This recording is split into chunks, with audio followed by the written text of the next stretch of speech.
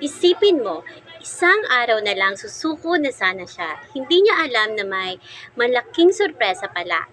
Isipin mo ang isang creator na halos 3 buwan nang gumagawa ng Reels. Halos araw-araw siyang nagpo-post. Pero karamihan sa video niya, ilang daang views lang.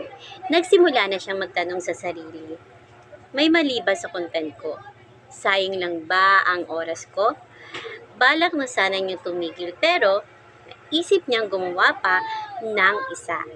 Hindi dahil sigurado siyang magbabiral, kundi dahil sigurado niya at gusto niyang subukan ang natutunan niya sa mga nauna niyang videos. Una, mas pinaikli niya ang intro. Pangalawa, mas inayos niya ang unang 3 segundo at mas malinaw ang paliwanag. At kahit hindi agad lumaki ang views, ipinagpatuloy pa rin niya ang paggawa ng content. Hindi mo palagi makikita agad ang resulta ng bawat upload.